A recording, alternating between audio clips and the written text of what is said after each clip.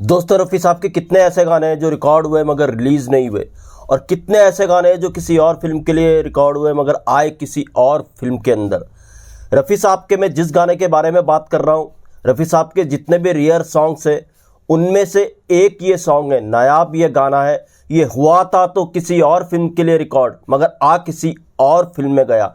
कौन सा ये गाना था, कौन सी फिल्म के लिए रिकॉर्ड हुआ था और किस फिल्म में ये गाना किस मजबूरी में आया, आज इसके बारे में बात करेंगे। दोस्तों, चैनल पर नए तो चैनल को सब्सक्राइब कर लीजिएगा, बेल आइकन भी प्रेस कर लीजिएगा ताकि नोटिफिकेशन आप तक पहुंचती रहे। नमस्कार, मैं महेश कोहली। बॉलीवुड संगीत के सफर से 1977 की बात है।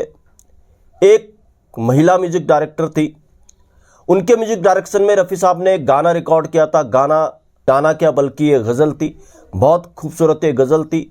तो जब ये गज़ल रिकॉर्ड हो गई रफ़ी साहब की इस फिल्म के लिए, तो इस फिल्म की शूटिंग भी जारी हुई। इस फिल्म की शूटिंग जारी थी, आगे तक ये फिल्म बढ़ी, मगर कुछ प्रॉब्लम्स ऐसी हुई। ज़्यादातर जो फिल्मों की प्रॉब्लम्स होती है फाइनेंस को लेकर के होती है ऐसी फिल्मों की। तो ये फिल्म बीच ही में रुक गई और फिल्म ये डिब्बा बंद हो गई। रफ़ी साहब का ये गाना रिकॉर्ड हो चुका था इस फिल्म के लिए। अनफॉर्चुनेट, जब फिल्म आगे नहीं बढ़ पाई तो ये गाना भी अनरिलीज बॉक्स में चले गया। 1977 में गाना रिकॉर्ड हुआ था। अनफॉर्चुनेट, रफ़ी साहब की डेथ हो गई थी 21 जुलाई 1980 को। रफ़ी साहब की डेथ के बाद उनके कई नायाब गाने रिलीज़ हुए। जाहिर सी बात है, 1-2 साल तक तो ठीक रहता है। डेथ के बाद, किसी भी सिंगर की डेथ के बाद 1-2 साल तक जो उनकी डेथ से पहले की रिकॉर्डिंग होती है, तो जाहिर सी बात है कुछ फिल्में उनकी डेथ के बाद आती है तो गाने आते रहते हैं 1-2 साल तक। मगर रफ़ी साहब के गाने सालों तक आते रहे उनकी डेथ के बाद। और ये गाना तो 13 साल बाद रिलीज़ हुआ, स्क्रीन तक पहुंचा। और रफ़ी साहब की डेथ के 10 साल बाद गाना ये स्क्रीन को मिला।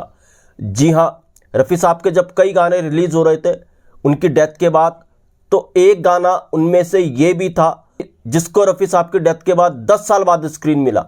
होता क्या है, 1989 के वक्त की बात है। ये जो महिला म्यूजिक डायरेक्टर थी, इनको एक फिल्म मिली। इस फिल्म की जो कहानी थी, बड़ी इमोशनल ये कहानी थी। एक वेश्या के ऊपर ये कहानी थी। चंपाबाई नाम का एक कैरेक्टर था जो लीड कैरेक्टर था। वेश्याओं की एक कहानी थी, वेश्यावृत्ति पे एक कहानी थी, किस तरह से दलदल में वेश्याएं रहती हैं, बामुश्किल उनकी खुशहाल ज़िंदगी हो पाती है, बामुश्किल ही किसी वेश्या की शादी हो पाती है। कुछ ऐसी स्टोरी इस फिल्म की भी थी, यानी वेश्या नसीब से दुल्हन बनती है, कुछ ऐसी इस फिल्म की कहानी थी। तो इसमें ऐसी सिचुएशन आती है कि एक वेश्या को एक ज़िंदगी मिलती है, वो दुल्हन बनती है, मगर फिर उसकी ज़िंदगी अधर में रह जाती है दुल्हन बनने के बाद भी। फिर वापस उसको लगता है वो उसी दलदल में जा रही है। तो ऐसी सिचुएशन में एक गाना चाहिए था, तो वही महिला म्यूजिक डायरेक्टर इस फिल्म की म्यूजिक डायरेक्टर थी। तो उनको याद आया कि उन्होंने एक फिल्म के लिए यानी 1977 में अनोखी प्रीत के लिए एक गज़ल रिकॉर्ड की थी जिसको रफ़ी साहब ने गाया था। तो क्यों ना वो उस गज़ल को इस फिल्म के लिए इस्तेमाल करें।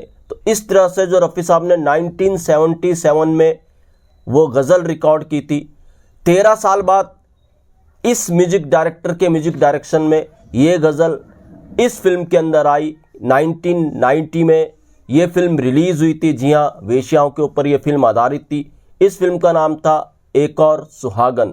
रफ़ी साहब ने जो गज़ल गाई थी 1977 में, 13 साल बाद जब इस फिल्म में आई 1990 में, ये गज़ल थी शहरे मोहब्बत उजड़ा मेरा मुकद्दर बिगड़ा।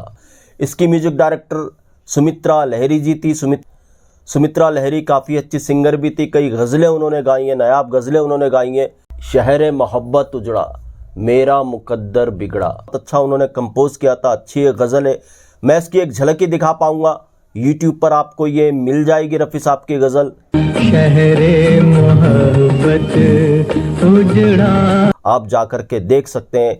तो ये गज़ल जो रफ़ी साहब की थी, जो रफ़ी साहब के रेयर सॉन्ग्स है उनमें से एक ये सॉन्ग है, एक ये गज़ल है। आप जाइए यूट्यूब पे इसको सुनिएगा, इस गज़ल का आनंद लीजिएगा।